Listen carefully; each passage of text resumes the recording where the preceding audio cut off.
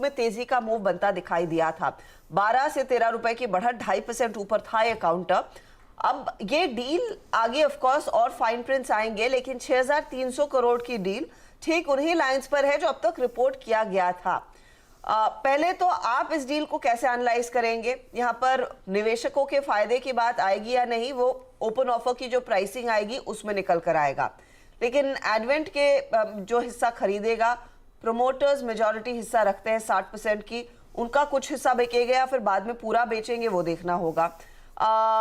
EV enterprise value इस deal को क्या दी जा रही है और आगे उसमें कितना एस्केलेशन आ सकता है, कितना स्पेशली शेयर होल्डर के लिहाज से वो ज्यादा इंपॉर्टेंट है। मयूरेश, आप इस डील को कैसे देख रहे हैं और जिन लोगों के हाथ में वो स्टॉक है उनके लिए सलाह क्या होगी?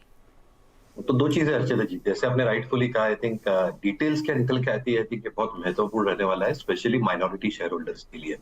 अब जहां तक आई थिंक फाइनेंशियल परफॉर्मेंस का सवाल रहा है, काफी कुछ I think to and fro हो रही थी, but finally this deal probably goes through, I think एक ओवरहाई निकल जाएगा। But when it probably comes to core numbers, Q2 जो पिछली तिमाही थी, आई थिंक म्यूटेड ही थी।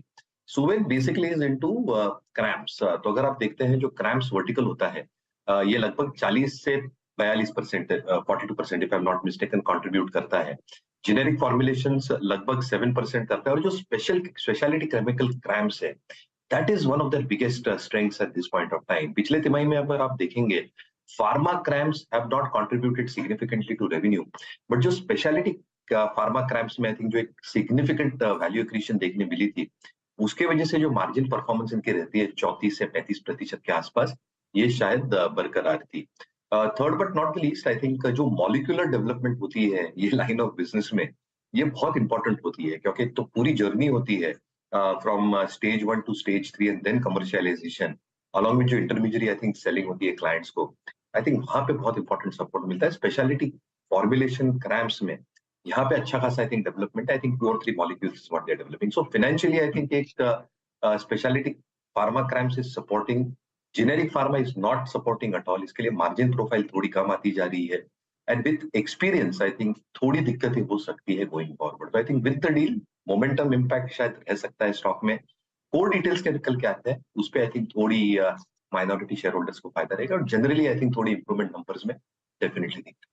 ओके अच्छा, टाटा मोटर्स की बात हुई थी, एक बार टाटा मोटर्स का चार्ट लेकर आइए। और जो हमने पहले भी डिस्कशन किया था, टाटा मोटर्स में जो डिक्लाइन आई है खासतौर से पिछले कुछ टाइम में, लास्ट वीक की डिक्लाइन वो ऑलरेडी एक वीक स्टॉक में आई है। ऐसा नहीं है कि टाटा मोटर्स, बाकी के ऑटो स्टॉक में तो खैर फिर भी रैली थी, टाटा मोटर्स पहले से वीक था। और टाटा मोटर्स में वीकनेस के कारण है उनकी जो दो सबसे बड़ी मार्केट है US और चाइना, दोनों में ये रिसेशन का डर लग रहा है मार्केट को। और ये फियर्स कितने